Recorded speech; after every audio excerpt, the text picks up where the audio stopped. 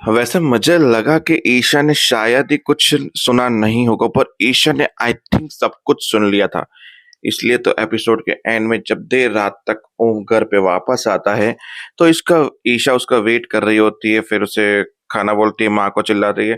तो बोला, माँ को क्यों चिल्ला रही हो इतनी रात को? लेट तुम आए हो तो खाना खुद जाके गरम करके खाओ, खत्म करो बात को। फिर वो रसोई में चला जाता है, याद आता है कि भाई ईशा ने भी कुछ नहीं खाया, तो रसोई में जाता है और बोलता है कि तुमने कहा था कि अपना काम खुद करना चाहिए, तो बस वही कोशिश कर रहा हूँ कि खुद का काम खुद करूँ। बोला, मैंने खाना खा लिया है, मुझे क्यों खिला रहे हो खाना? तो फिर तुम मेरे लिए जग क्यों रही थी? मेरे ठंडा खाने खाने की आदत है, मैं खा लेता, माँ रख देती है बार खाना। तो जो कुछ बात कर रही थी इसके लिए, क्या बात करनी बता? बोला, खाना खा लो पहले, खाते खाते बात करते। क्यों? बोला, आज राम भवन में कुछ ऐसा हुआ है जो तुम्हारा जानना जरूरी है। और वहीं पे एपिसोड हो जाता है खत्म। अब ईशा ऐसा क्या डिस्कशन करने वाली है वो तो कल पता चलेगा। अब बात करते हुआ क्या। तो रात की चीज, जहाँ पे वो चिट्ठी लेके अंदर पहुंची, जहाँ ओम ने बोला वहीं खड़े रहो, गिर गया है कुछ।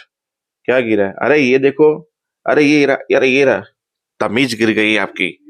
किसी के कमरे में घुसने से पहले नॉक करना चाहिए, तमीज में तो तुम रहो। और ईशा के पास जाके लिस्ट लेके चली गई, बोला ये है घर के पूरे महीने की राशन की लिस्ट, जिसमें तुम तुम्हारा हिस्सा दोगे सामान मंगाने के लिए। लिस्ट पढ़ने के बाद ईशा ने बोला, ये आड़ो काड़ो अब तुम खाते हो, ये बटर, ये ब्लूबेरी, ये पत्नी जी, ये नाम ही शायद मैंने पहली बार सुने हैं। खाने की बात तो दूर हो गई। तो भाभी जी, हमने घर के सदस्यों के राशन की जिम्मेदारी ली थी और पर्सनल चीजों की नहीं। तो पर्सनल चीजें लिस्ट अलग हो तो ही अच्छा रहेगा, क्योंकि हम खर्चा उठाएंगे घर के राशन का, जो घर का बेसिक राशन होता है, जो खाने में और चीजों में यूज होता है। जो चीज हम खाते नहीं है, जो चीज हमारी है नहीं, उसका हम हिस्सा भी नहीं देंगे। याद रहे ये। बस लिस्ट को वापस से रेडी करके एडिट करके मुझे दे के जाइएगा, ठीक है? जहां गायत्री को आया गुस्सा और गायत्री ने दूसरे ही दिन अपनी सहेली को बुलाया घर पे कि राम भवन को अब कुछ करना पड़ेगा। अब उसकी सहेली आई तो सहेली को माँ ही बुला के, माँ ये मेरी सहेली, बोला कभी मिले नहीं है, मतलब बाहर से बहुत टाइम के बाद आई है, हम जाए? आपकी तहकीकात हो गई हो तो कमरे में, तो तहकीकात कमरे में गई। वहां ईशा रोटी बना रही थी, बहाने माँ ने बोला मैं बना देती, बोला नहीं मैं बना दूंगी। फिर बोला कि चाय नाश्ता, तो ईशा ने ही चाय नाश्ता बेच के ऊपर भेजा, जहाँ उसकी गायत्री की दोस्त बोली, तुम्हारी मैट तो बड़ी अच्छी दिख रही है। बोला, ये मैट नहीं है, हमारे घर की छोटी बहू है राम भवन की। इसकी बहन के साथ मेरे छोटे देवर ओम की शादी होने वाली थी, बहन इसकी मंडप में छोड़ के भाग गई, तो इसका रिप्लेसमेंट में उसकी बड़ी बहन के साथ शादी हुई है। और ये हमारी जूनियर भी हमारे नीचे काम करती है। जाओ ईशा, कुछ पूछो मेहमान से, चाय नाश्ता कुछ। बोला, आप कुछ लेंगी? बोला, नहीं सो के, पर मैं ग्रीन टी लूंगी, मेरे लिए ग्रीन टी लेकर आओ। तो ईशा गई ग्रीन टी लेने और ग्रीन टी बनाने, जहां बा ने ये सब बातें सुन ली बाजी ने। बोला, मुझे अच्छा नहीं लगा कि तुम्हें ऐसा सब कुछ सुनना पड़ रहा है, मैं लाऊं, मैं लेकर जाती। बोला, नहीं, बाहर वाले कुछ भी बोले मुझे उससे कोई दिक्कत नहीं होती, कोई कुछ भी बोले वैसे भी मुझे दिक्कत नहीं होती है, मैं हैंडल कर लूंगी, आप आराम करो, मैं देख आती हूँ, घर का काम है कर लूंगी मैं।